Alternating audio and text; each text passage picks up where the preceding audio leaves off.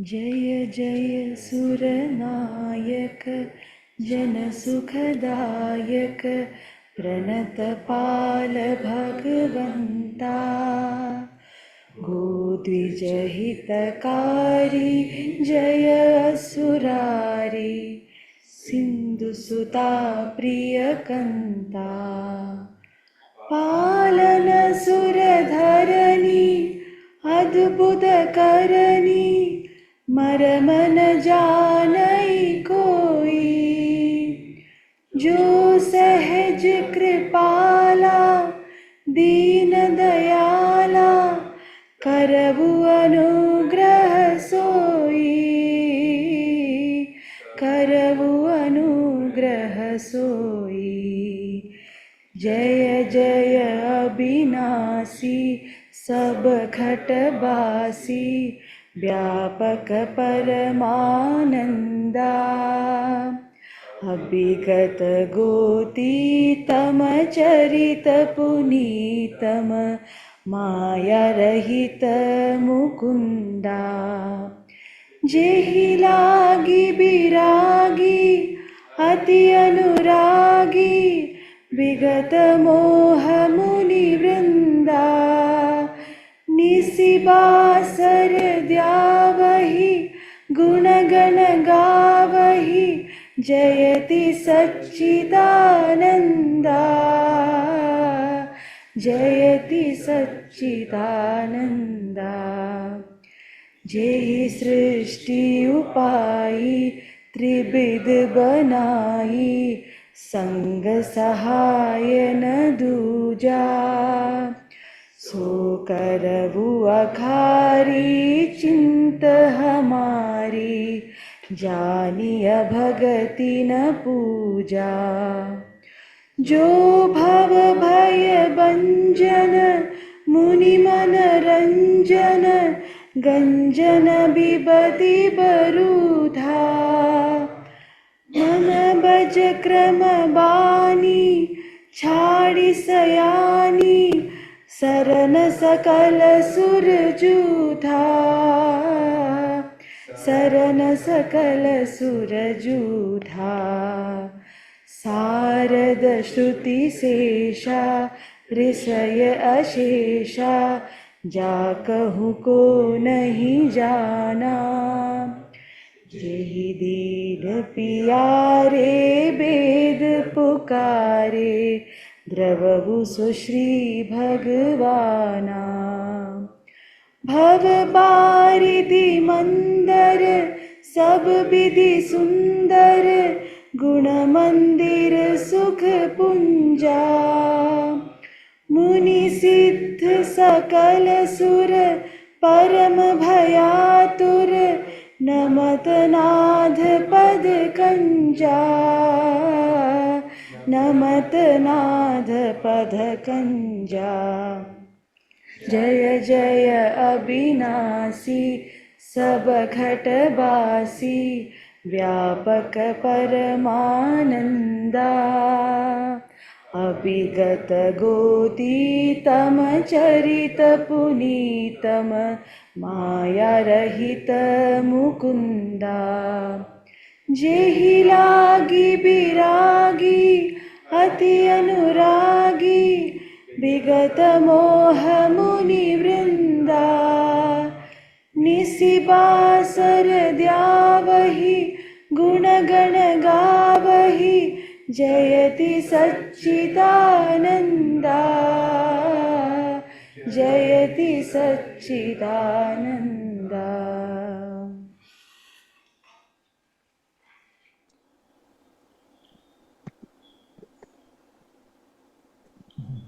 You want to start? I just wanted to come and say, I just wanted to come and give gratitude. Father, when I came here last, I was so broken and shattered. And I didn't know why Supriya was just taking me there. I had not seen, heard, nothing till I reached here. And I was briefed by Meera when I just got here.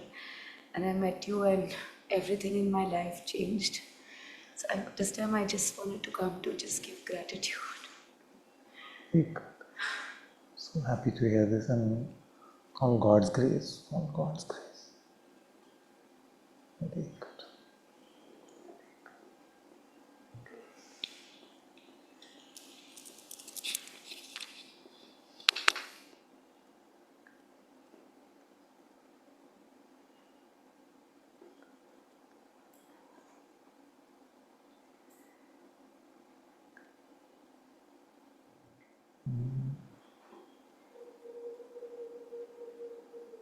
Who wants to start?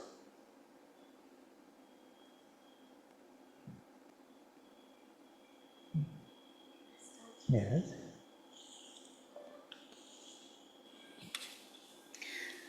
Father, this question is about action that comes in the course of our lives,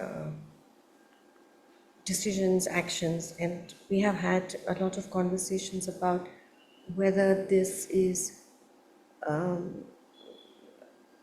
in God's will or our own will. From where are we acting? Yeah. And I have in the last month found I've made like really foolish actions, and which have resulted in waste of time, money also. And at that time I don't think I stopped to think where I'm acting from. I don't think I do that at all. But I feel it's kind of difficult, and I don't know whether for me, I don't know. I feel like if I stop and say, is this whose will? I think it really makes me more agitated. Yeah. So I just act. And then if all the things come out also not okay, then I accept it and I move on. But yeah, I don't know. I just wanted to share this. It's very good. Question of will, doership, will. Whose is it? The famous question of whether we have free will, but then it boils down to who is the I, who could have. It's all very complicated. But let's try to see if we can make it simpler. So, both realms of our possible existence, whether we are living in Maya or we are living in God's presence, are self-sufficient. When we are living in God's light, we usually ask this question, but how will I act? How will I do things? How will things happen in this outer realm? But when we are caught up in the outer realm, then only when we are suffering, or usually when we are suffering, do we say, I need some assistance from another place. I need some assistance from another place. So, is it possible that we could change where we live, not in the outer world, but change our place, our abode, our house, to live in His presence, and from there, let whatever needs to happen in the outer realm happen, but relying only on that. See? Just like it seems absurd for most, if you are living in the realm of Maya,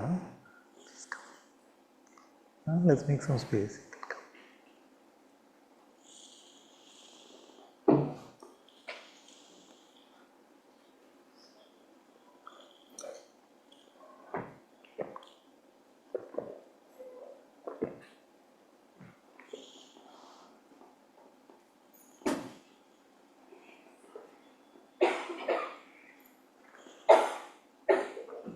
Yeah.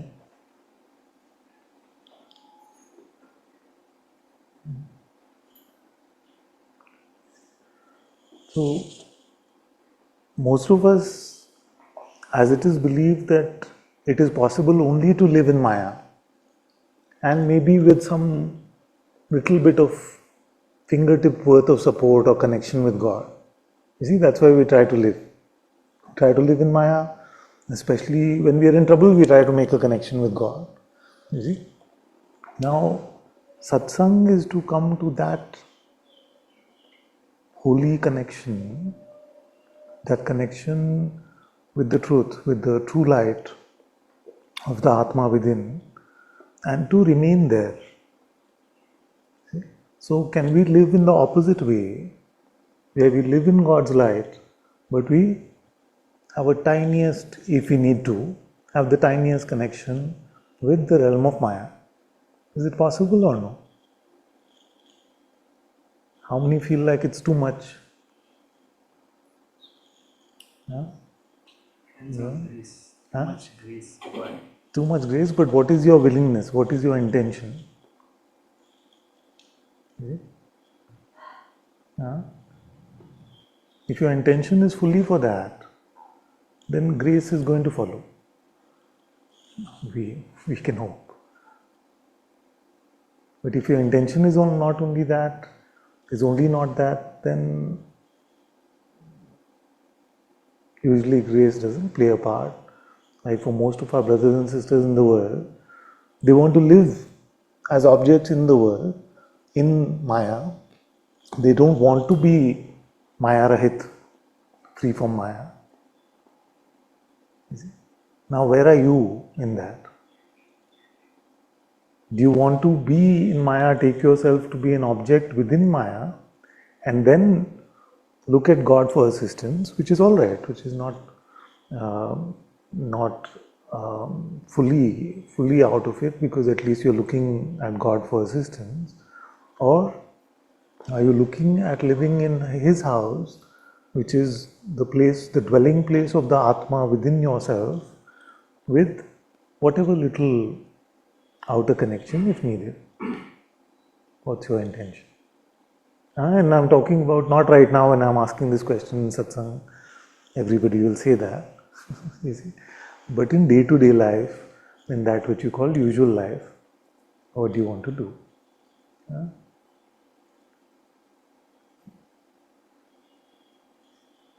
See? Now, I want to tell you all that it seems scary to take that call, because it'll seem like, oh, I have responsibilities, I have things to do, I have money to make, I have relationships, what will happen? You see? And what if I told you that everything that is auspicious that happens when you are there anyway, in the right place? And all the trouble that we create for yourself, all the suffering, all the pain in this human condition, is when we are involved or grasping at the wrong things. Then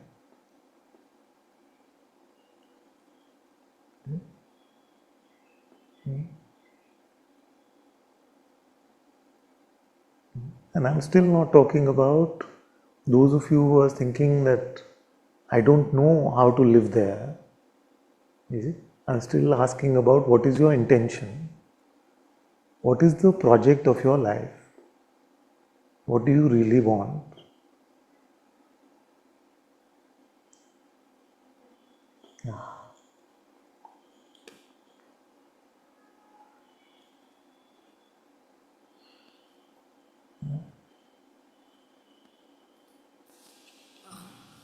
So, just quite recently, I mean, just a few months ago, I really truly felt that I could surrender, because till now, I, in my heart, I was asked many times, but I just couldn't. I didn't want to give up that control. I wanted to have my own way, and then I would forget, that I don't know what I'm saying, but just recently, it's like I really, really want to surrender. I mean, I don't want that control. But And okay, surrender is a good way to put it, but let's put it another way. That you are living in God's light independent of what is showing up in Maya. Not even the surrenderer or the process of surrender. So now, after starting to do the ADS releases, I want, like my intention is to live in God's presence as much as it, I mean, whatever effort it's taking, and then I find that sometimes the more I hear about God, like when you're reading, there's a big resistance. I mean, it's like, have you gone, whatever it says, but now I'm trying not to believe it. I'm trying really just not to believe it at all. That voice is just the wrong one. And it's really now in my heart to just come home now. It's like, I'm just praying. I've really had enough. I don't want any more of this merry-go-round or whatever, or control or will. I don't want any will anymore. Okay, very good. So let's put this in two ways.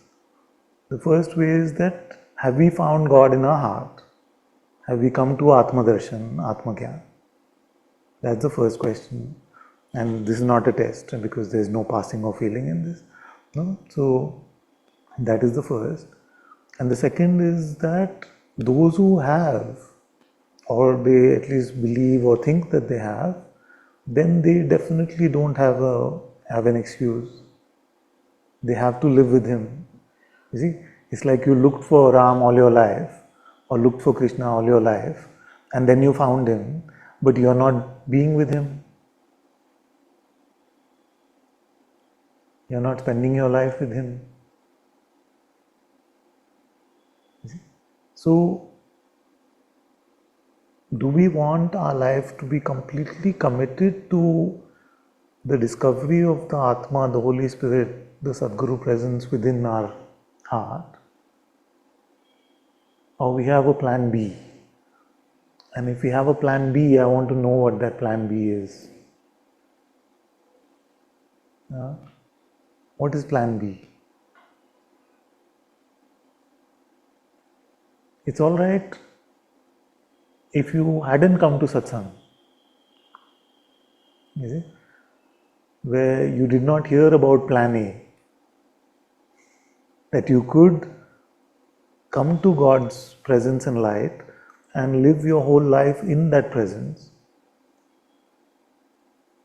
You see? So if you hadn't heard it, then you hadn't heard it. You see? But grace has made sure that you hear it.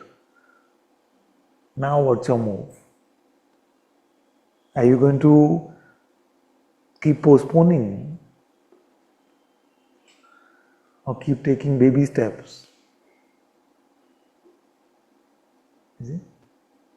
Where what it needs is a full commitment, a full-hearted resolve to let go of the me, let go of the lawyer of Maya, which is the mind, and to just devote yourself inwardly to Bhagavad Prapti, to finding God in the form of His presence called the Atma within, or the Holy Spirit within.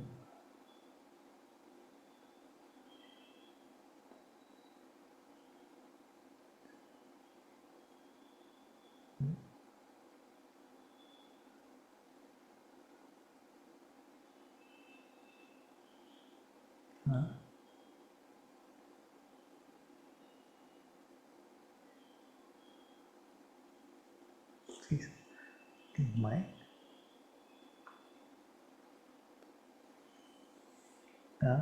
Suppose that you really wanted to go to Bombay and become a film star, but you got to Bombay and you didn't get out of your house. Then are you working on what you really wanted? So now you've got to Bombay in the sense you've come to satsang. You see? And now the project is the opposite. So from trying to be a star or something special, you have to become a nobody so that God can be given space in your life. And only God can be given space in your life. Okay? And that remaining empty of the me that allowing these thoughts full of Maya to come and go, that inquiry, that prayer, that surrendering to God, that loving God with all our heart, that living in servitude to God is going to seem like effort most of the time. You see? But it doesn't seem like effort most of the time because most of the time we forget about what the project is.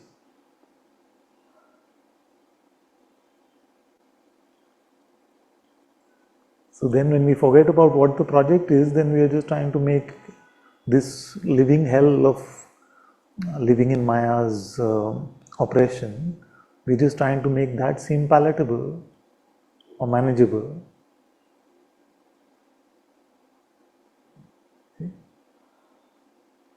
But the true transformation of your life will come from your full commitment, full intention.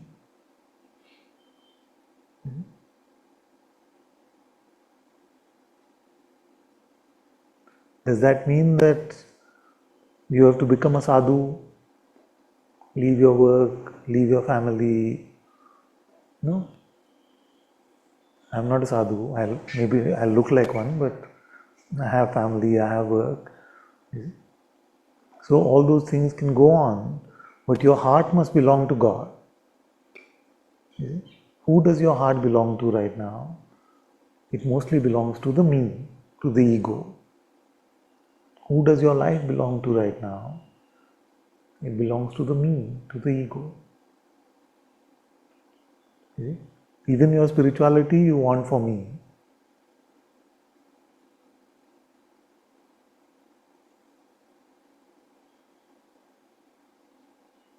So the game is to offer yourself up fully, if that is what you mean by surrender.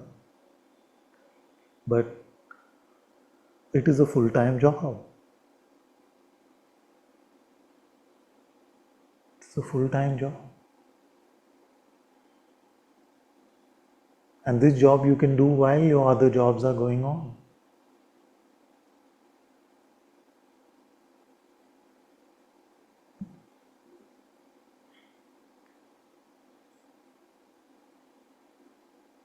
Then we have a chance to find God, to find the Atma within.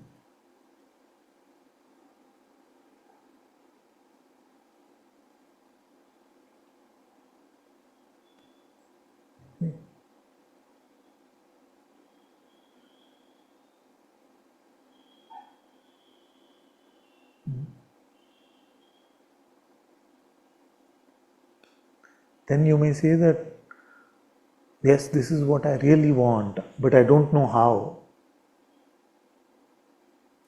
But the how has been given to you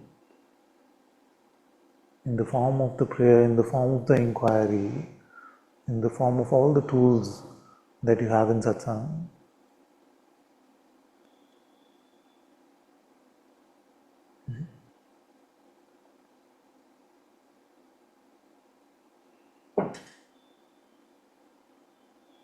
What will you exchange for God? And what are you exchanging for God? Not exchanging. I exchange so much of Maya, so much of God for Maya every day. I exchange every day. Maya offers me something in my mind to play with, and I forget about God.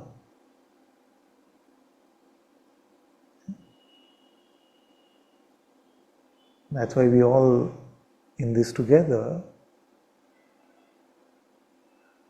But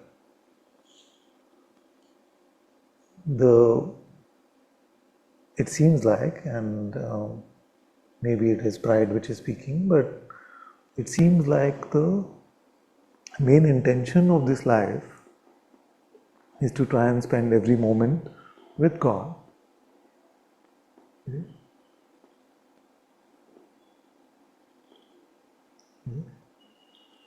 An intention not in the biblical sense of the road to hell is paved with good intention, but intention in the form of an active intention. Yeah. An active intention to be in His light. What better gift can there be? Okay. But do we not exchange it because Maya is compelling? You see? But even when we noticed that we did we not have the power to not fall for the trap? We did, you see. So it happens only with our consent.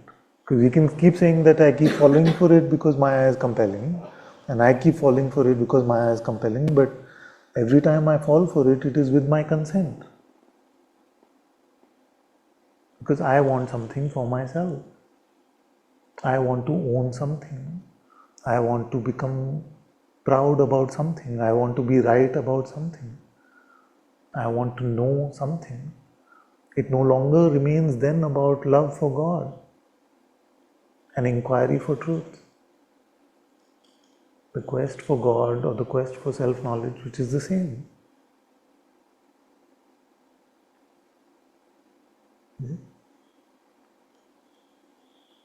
So every moment we have this push-pull. Now, if you're not going through the push-pull at all, then you have to start the spiritual quest. If you say that I'm not going through the push-pull at all because I am always with Atma, then most likely you're speaking conceptually, or you are the one who should be sitting on this chair and speaking. You see? But if you have surrendered to Maya with once a month remembrance of God, then it will seem like, no, there is no push-pull. You see? If you're not encountering the force fields of Maya's attraction and your heart also lovingly pulling you in, and your life seems to be on the razor's edge. If it is not like that, then most likely, and we can talk more about this, then most likely you are deluding yourself.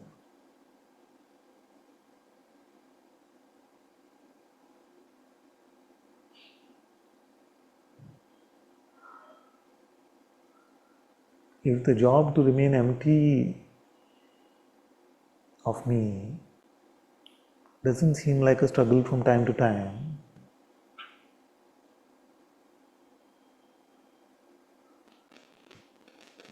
then your project and be way ahead of this foolish man, or your project may be different from mine.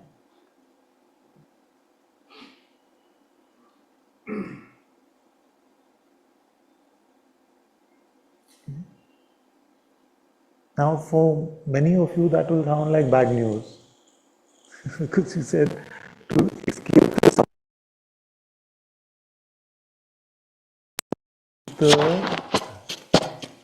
to escape the suffering of Maya, I came into Satsang, and now you're saying that Satsang will be a struggle.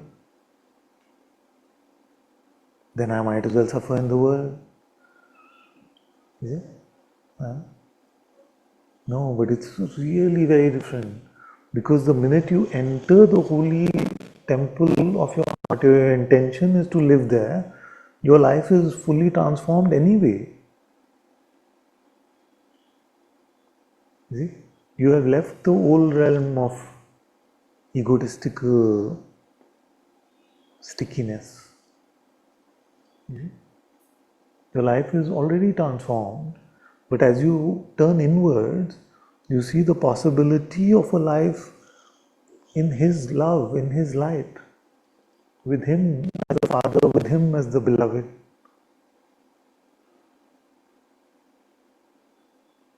It is no longer about freedom from worldly suffering.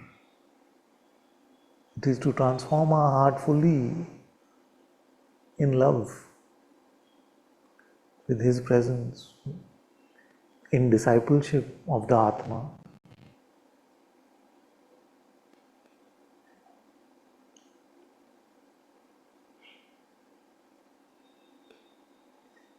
And as long as we want to do things my way, then are we in the Gurukul of the Atma?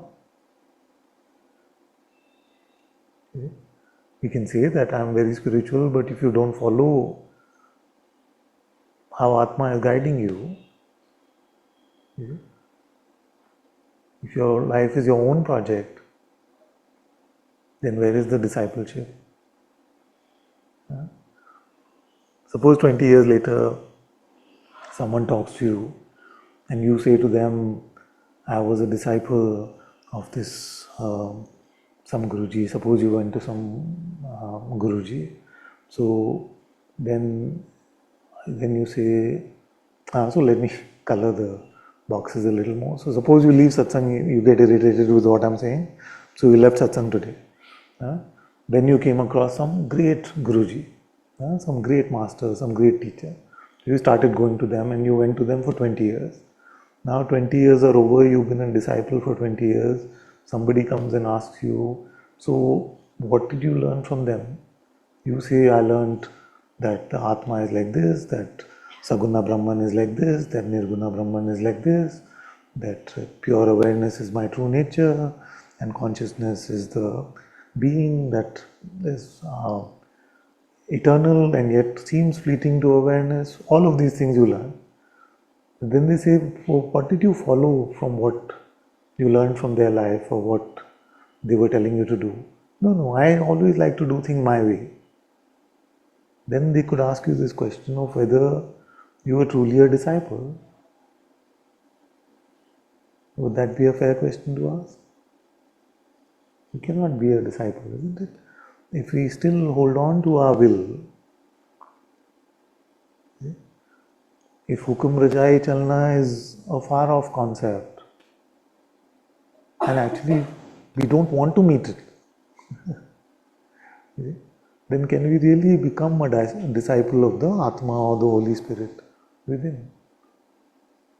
Only God's discipleship can bring us to God. And how to engage in God's discipleship? To sacrifice moment to moment what you think you want. What is it that you want? That is your will.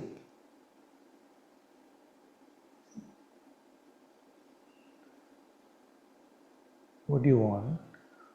So can we be empty of that?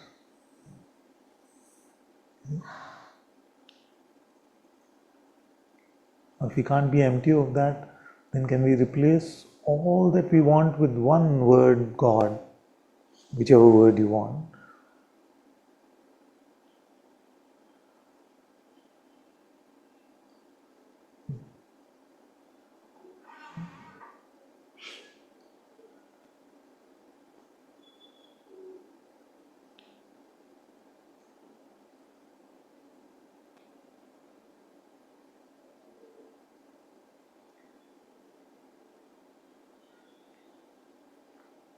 So are we on this bus together or no? Are we riding this train or no?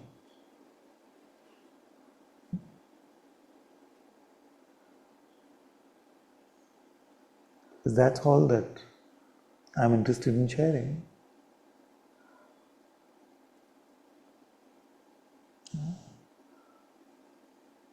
How to come to the Atma within, and in the light of the Atma within come to the true realization of the self and fall deeply in love with God and lead our outer life completely in servitude to God.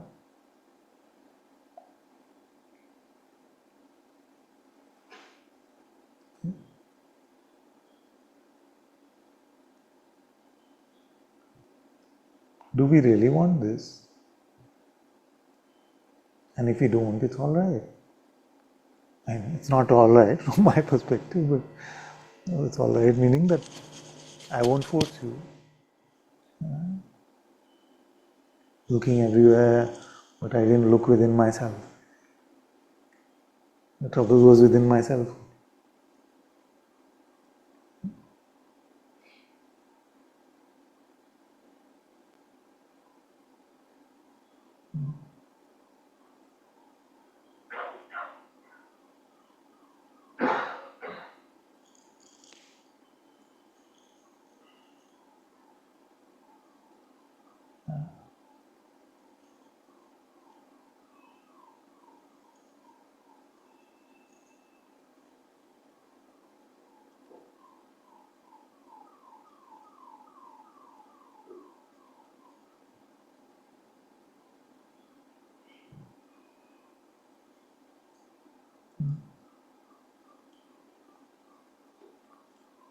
So if your intention is truly to be free from Maya, free from the false, and live in the truth, then either you must have become free from it or you must be struggling with it. No?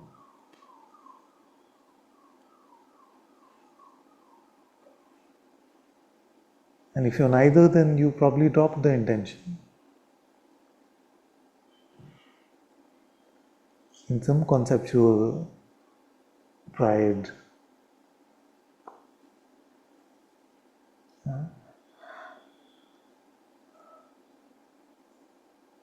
There are only two modes: knowledge of pride or pride of knowledge.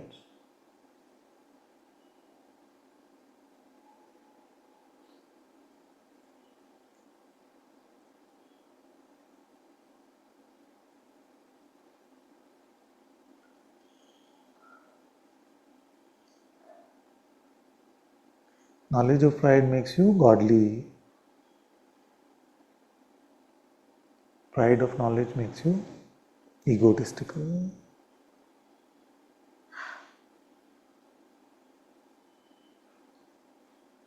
And the strangest ability that we have is to have pride over self-knowledge.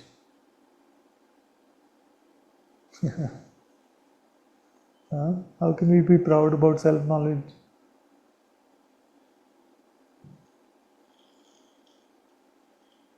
I know who I am.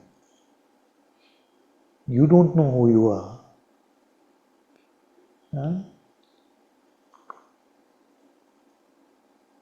Advaita chai shop debates. Isn't it?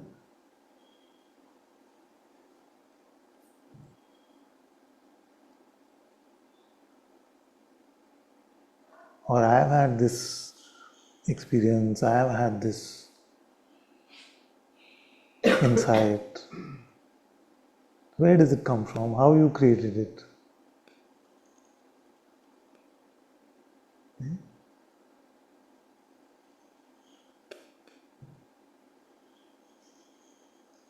It's like saying, I'm so proud of the rain in Bangalore. I'm so proud of it. Now, what did you do to make it? So the gifts of God, when we make that into our individual pride as if we did something, we are worthy, we are deserving, that is called spiritual ego, spiritual pride. And you know how it stops us? And I'm saying all of this about myself. Okay? The instant we become proud about it, that's where our growth stops. That's why you find so many people in Satsang who say, oh, 10 years back I had this experience, 5 years back I had this experience. And they're obsessing about that because no growth has happened since then.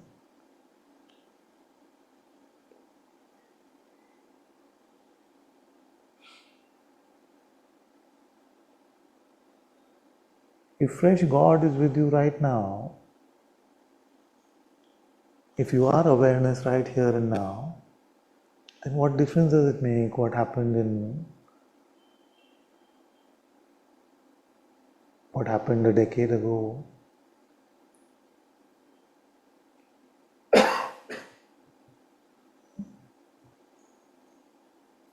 So don't get into all of these mind traps, because you won't notice it, but you'll stop growing.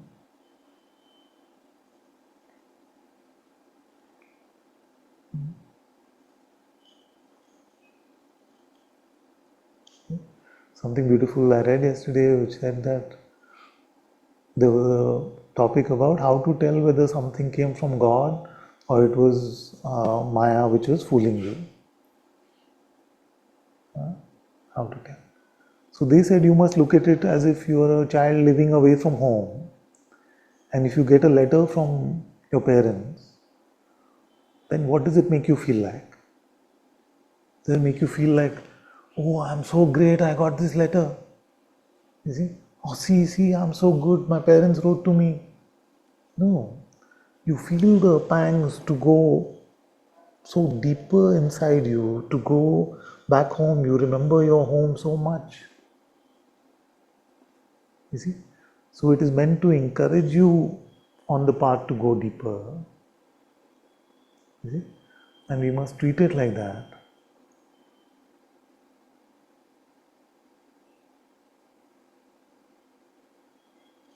So don't settle for any one-off enlightenment projects.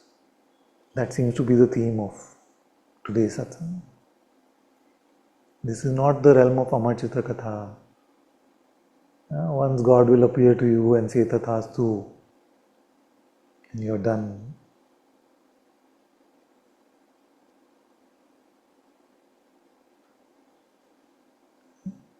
It must pull you deeper and deeper home. In a moment, you notice yourself to be pure awareness. All that was false fell off.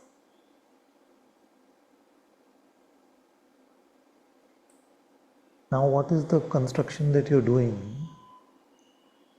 Are you reconstructing your ego? Or are you falling deeper and deeper within yourself?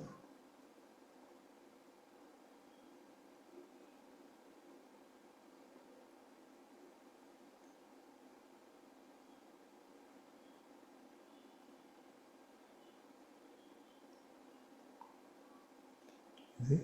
So, what am I saying? Let me wrap it up a bit. So, our project must become to lead this life for God. Otherwise, let's not talk about spirituality and being spiritual. Being spiritual, most people in the world talk about it like a hobby. You see? Like I went to a meeting with some other work friend, and they were talking about spirituality like, आप spiritual हो ना, हाँ वो भी काफी spiritual है. You see? It's like, oh, you collect stamps? Yeah, he is also a collector of stamps. It's not like that. It's not an interest, you see. Like sometimes we go through CVs. Yeah? Come, we can make some space.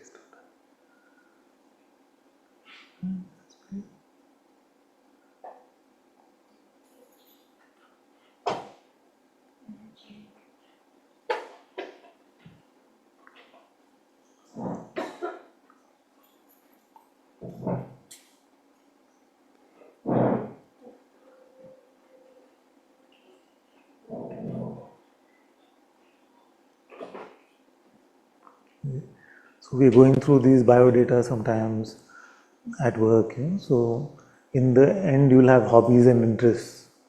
So some people will write spirituality. It can't be something that you're interested in. See? Are you interested in food? Is your hobby food or air, breathing? Like somebody, if they wrote that my hobby is to breathe or my interest is to breathe. So our spirituality, our quest for God and our remaining in His light must become the breath of this life. And every breath that we waste without Him must be considered to be wasted.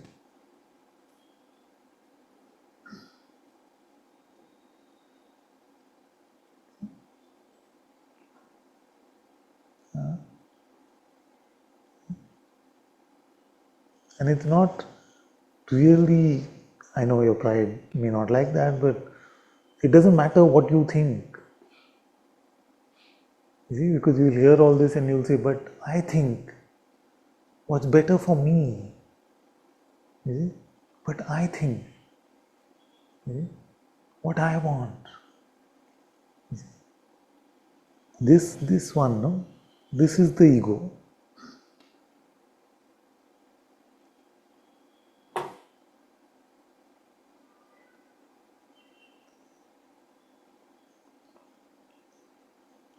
What you think you want is only what you think you want.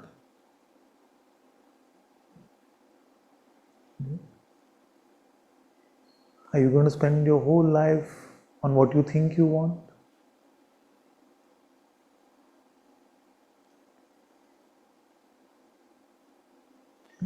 Some deeper calling brought you to satsang. Some deeper calling brought you to spiritual seeking. What is that? Where did that come from?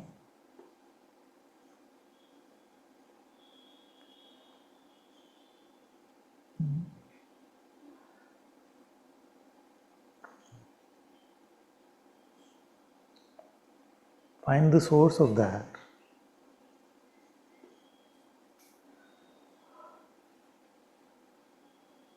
Otherwise, till your last breath, you'll be thinking what you want, and this life will be over.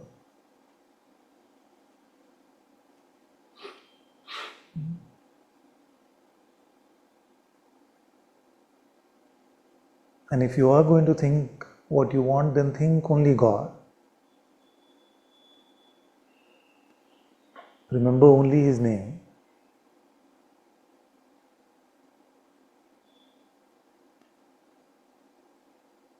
Remember what He has taught us through the holy scriptures, through the mouths of the sages.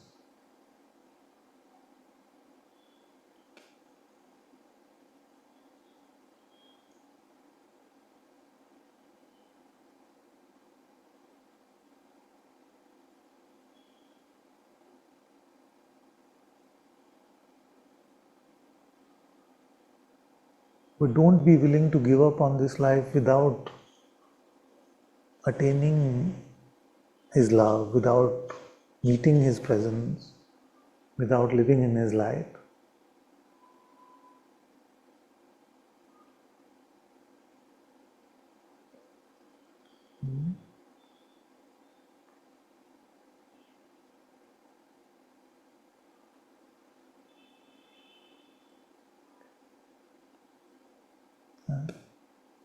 All the mighty kings who thought they ruled the world have come and gone.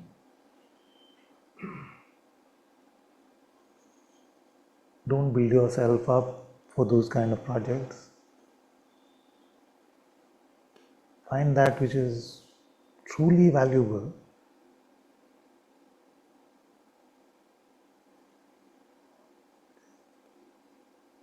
What is valuable? Things here, things. So if this was a big diamond instead of a glass, it'd be valuable. What value does it have? Just because the world says it's valuable?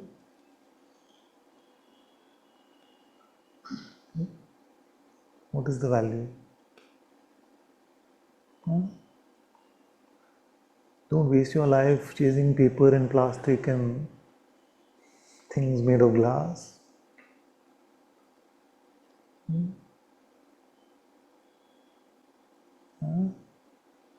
The true wealth is in your heart. Build your spiritual wealth.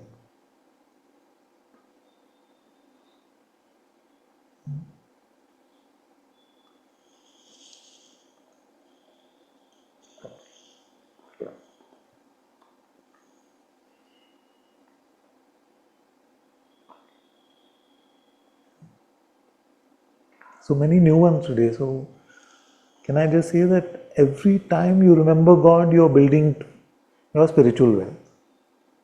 And every time you become selfish about the me, then you're losing your spiritual wealth.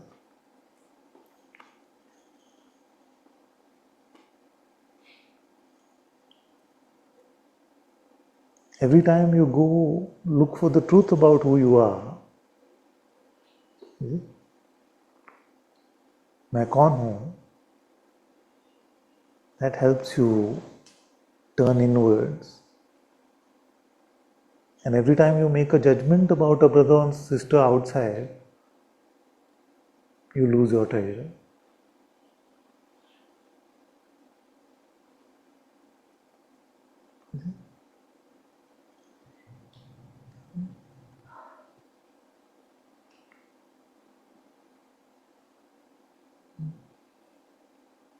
So, in the life of a spiritual seeker, those who are looking for God, there is no room for anger, pride, grasping.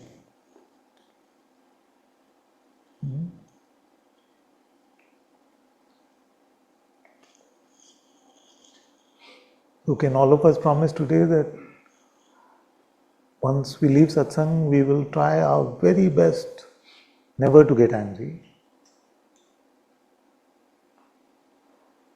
Huh? Anandamayi Ma said, you must never get angry. But then people said, but great sages have got angry. Huh?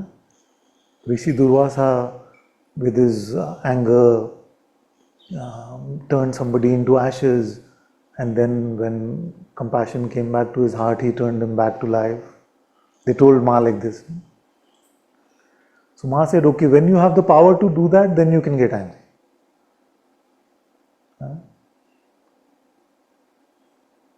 But unless you have the power to do that, you must not get angry. Deal?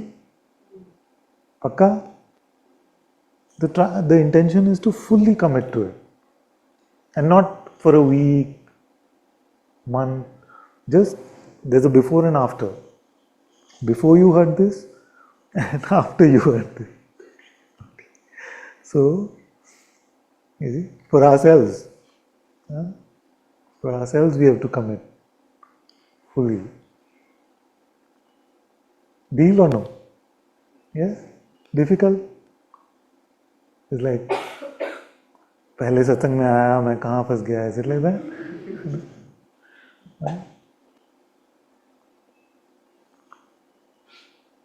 I'm telling you, it will really help you.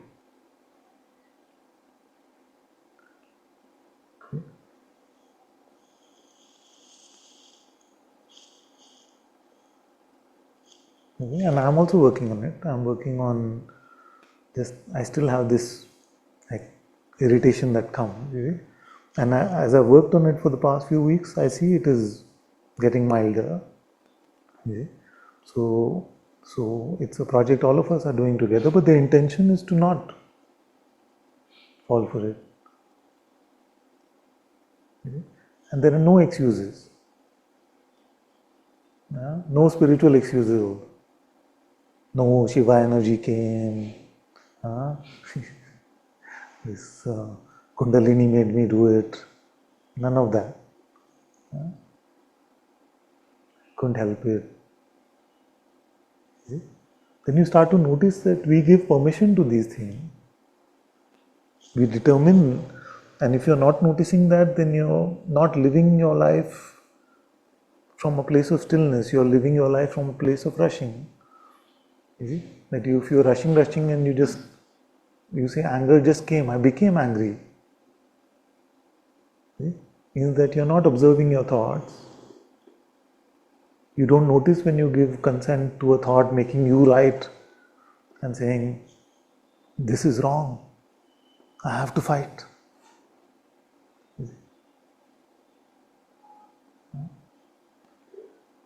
And I make you one promise. You see?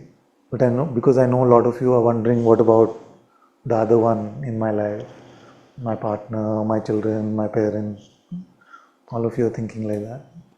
So if you promise yourself you will never get angry, then you will see the change in others as well. Try it out. Try it out. Turn the mirror to within. Within. For everything, turn within.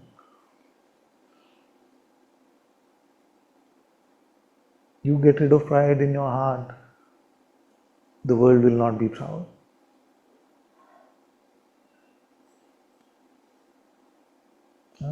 You remember, you remove jealousy,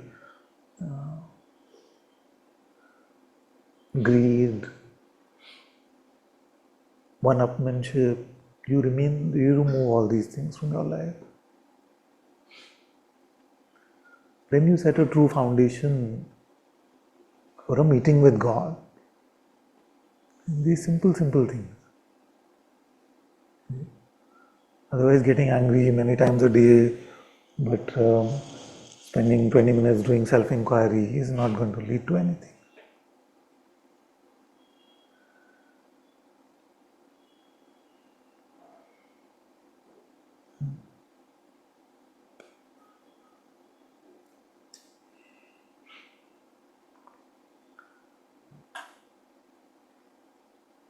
So use your prayer, use your inquiry to help empty you out of all of this.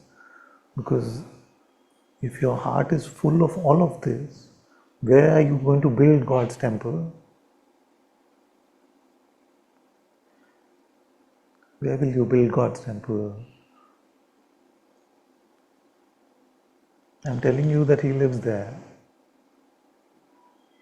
That is the meeting point between Maya and true life, God's home.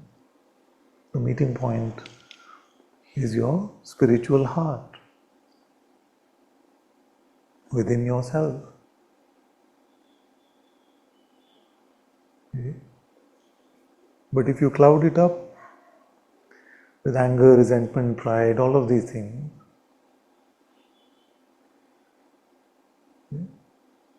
then how will you chant His name?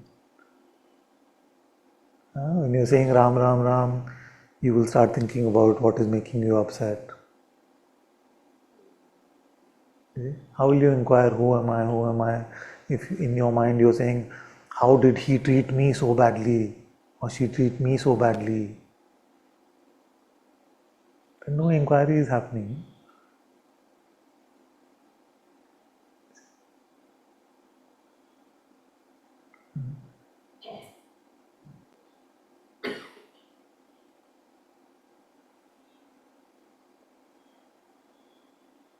So make your life a holy temple for God.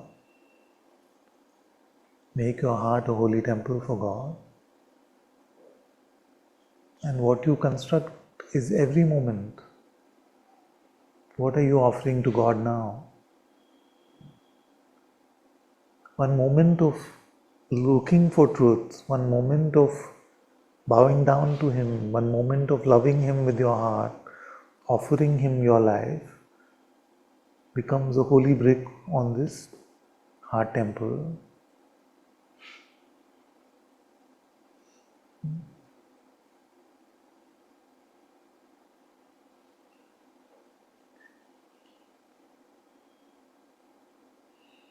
But if you lead a life which is where there is no temple in your heart, where you're not even trying to meet God in the form of the Atma within yourself,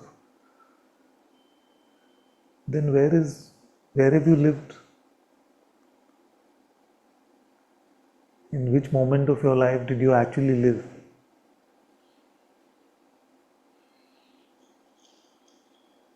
Just being involved in pleasure and pain, that is life.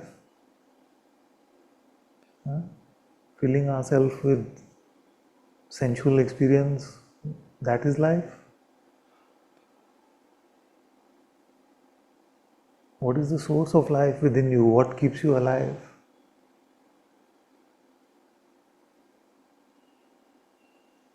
Don't leave this life without finding that.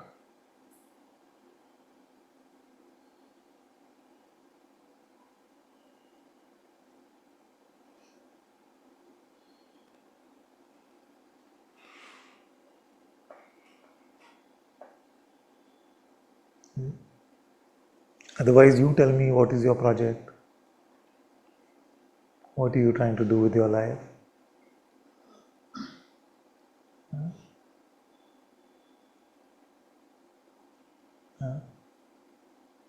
Just build so that one day you can leave.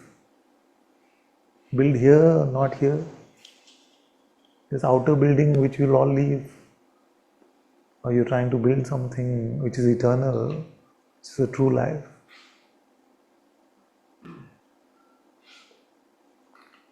See?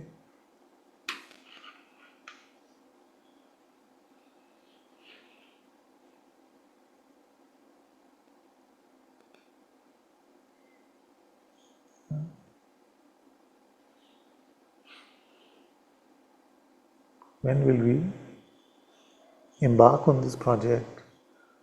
How much time do we think we have?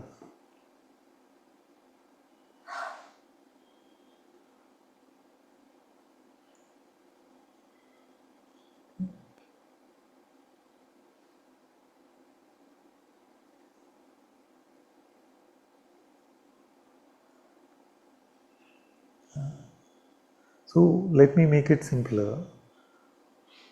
Don't give up on your will. Don't give up on your will.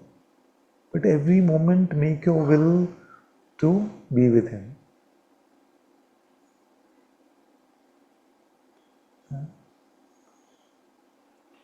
And that may lead to that.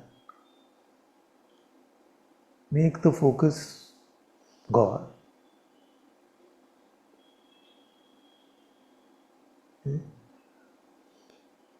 Many of you may feel right now that you can't tell when you're with God or not. You see?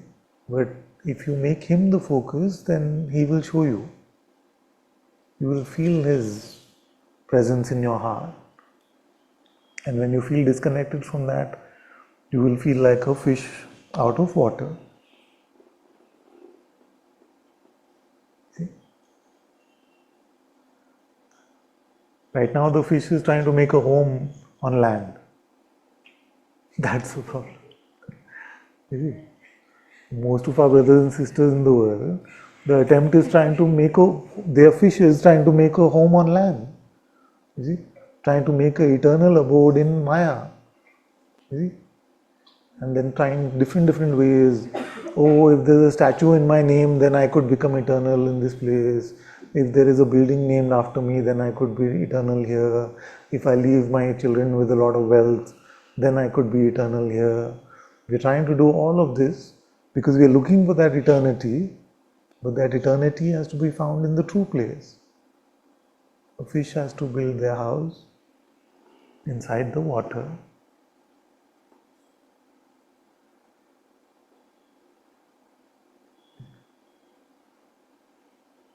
So make that your project. Make a house which does not get demolished by death.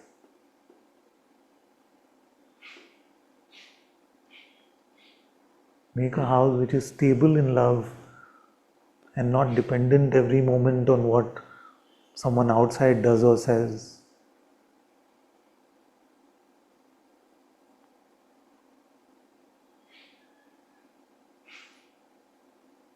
Make your love so strong that it becomes unshakable, and it can only become that strong when you are a disciple of the Atma.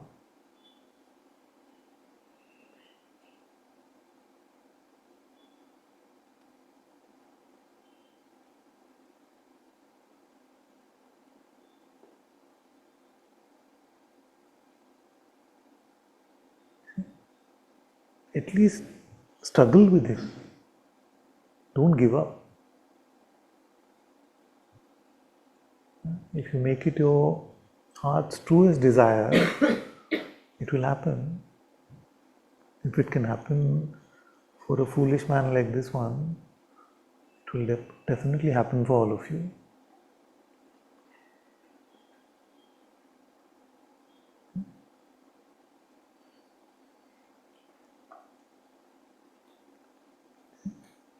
So make every moment about God and not about you.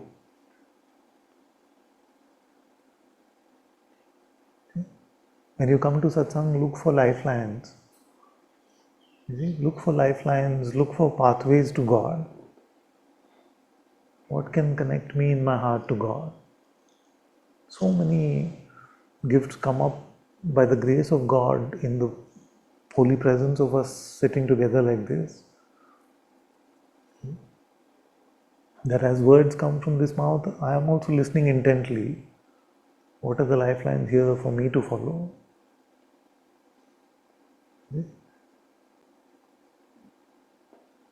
And you have the support, you have the all that is needed for you to dive deeply into your heart. But don't think once satsang is over, then it's all done. Now, Monday is over, so now I'm fine. Now, next Wednesday, Wednesday is over. Your life should become a satsang like this. Don't leave God's light. Whichever tool you use, whether inquiry or prayer, it doesn't matter. This lifeline stuff I want to ask. Yes.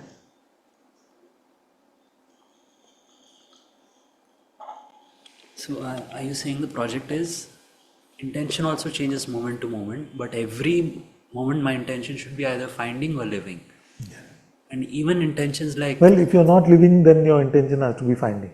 In the those sense two, that, that's that's why I keep saying that in the morning, sometimes if I feel disconnected from God, then my only intention is to find Him. Isn't it? I notice, like if I look at the day, then I do the prayer trying to find him.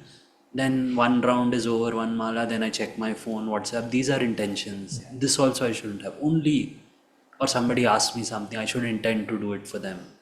Are you saying that's the lifeline? Only try to find or be. That should be the only intent, 100%. Yeah. Okay.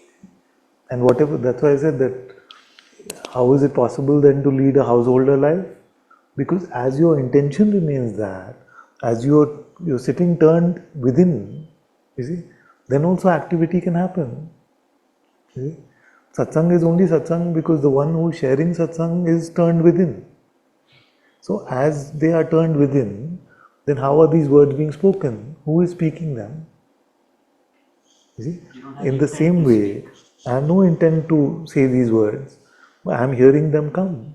You see? So, in the same way, all that is needed in the outer world will also flow from there. You see? Now, our pride tells us that without my doing it, it won't get done. You see? And that is really stupid because what are we doing? Yeah? What are we doing anyway? All the main things, even what you think you're doing, that is because 99.9% of the things he is doing already. No?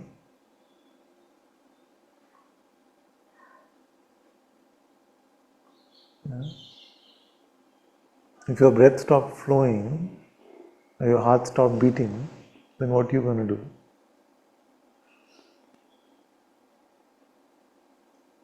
Okay? So all this is being done by him. Okay? But because our ego needs something to take credit for, it takes credit for our actions, but we don't know how to act. We don't know how to move a finger. We've looked at that many times. When you intend that your finger should move, you see, what is the process that happens? Apparently neurons get fired, nerves get activated, and millions of neurons. Not even one we know how to fire. See? So all these prideful delusions we have to drop. If it feels like I can do something, pray or inquire, remain empty.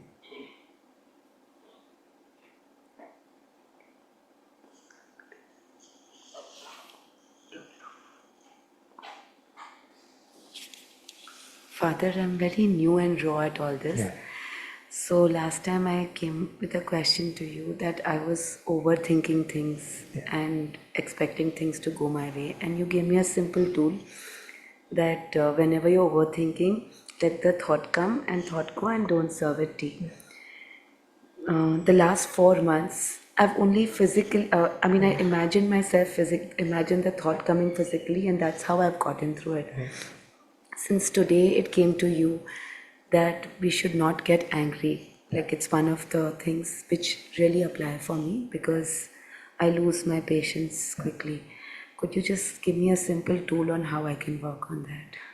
This is enough. If you're letting your thoughts come and go in this way, and if you keep a strong intention now that you will not lose your temper, you see, then what will happen is that because it has momentum, you see, next time when it happens, then you would have lost your temper a bit, but you notice. So you check yourself.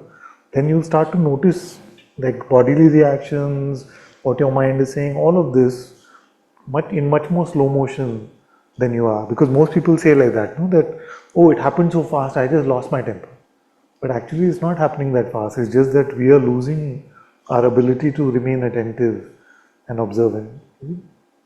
So just remain like that, open and empty. Let it come, let it go. And then when you have this, now you have this instruction that you must not lose your temper. Then it will happen a few times, but you will check yourself. You check yourself, and then your temper will become a mild irritation, and then you'll say, this also he said we should not have. So then that. So in this simple way, our heart becomes transformed. Our heart becomes transformed for self-inquiry and for the love of God.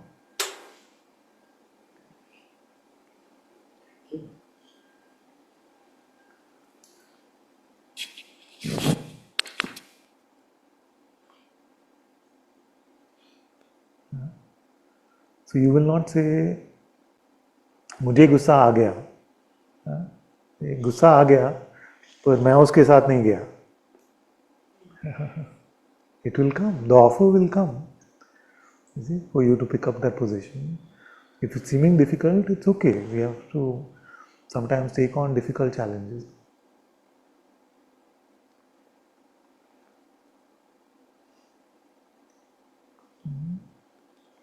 But we can't keep making excuses for ourselves. You made me angry. You cannot say that. How can another make you angry? That is the number one excuse we have. I didn't want to get angry, but you made. I've used that very often, so I'm saying from experience.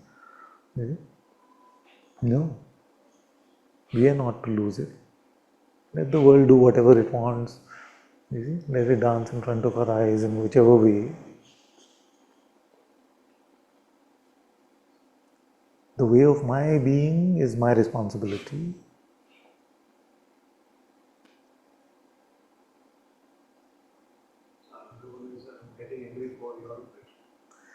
हाँ, तुम्हारी भलाई के लिए बोल रहा हूँ. For your betterment. There's no kid in the world who has grown up and said, I'm so grateful my father was so angry. Heard any kid?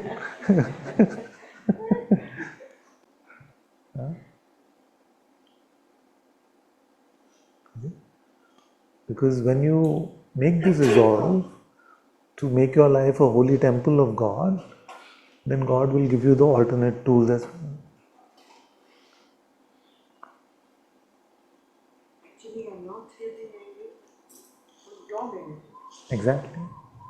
It's the opposite. It's not to say the other person, Exactly. it's to say yourself. Exactly.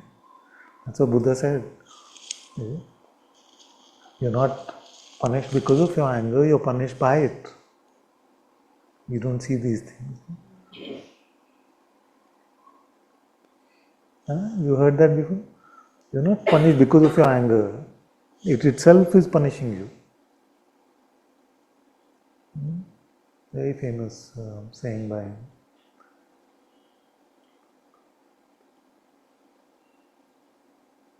See what happens to you inside when you're angry? Does it seem like a holy place for God to live? When you start becoming sensitive about your inner being, what pride does to you versus what humility does, what anger does to you versus what love and compassion and kindness does, you start leading your life in this way that you can't do without God's presence, then all these things become essentials, not like moral habits or something like that.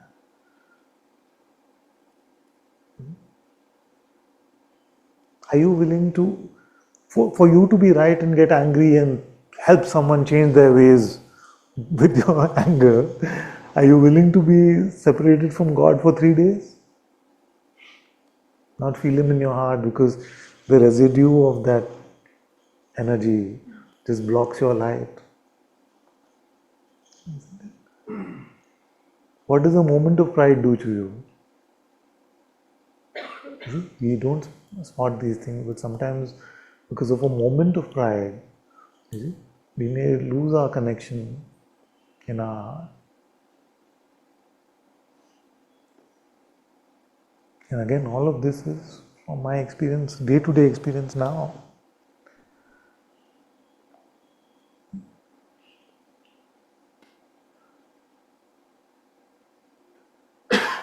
Try. Don't try. Take my word for it, but if you have to, then try. Like judge a brother or sister and see what happens to the light in your heart. Huh? Huh? Immediate. Almost no, it is immediate. Yeah.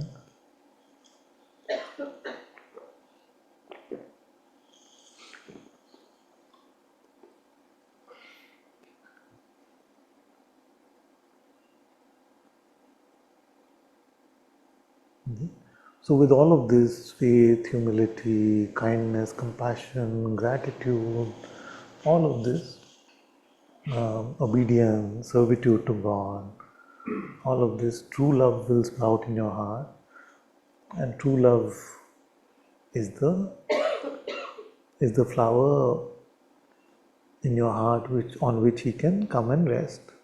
You see? Look at it that way. Just this. Keep it soft, sensitive, alive, kind. You see? You know in your heart. You keep it like that. Then Ramji can come.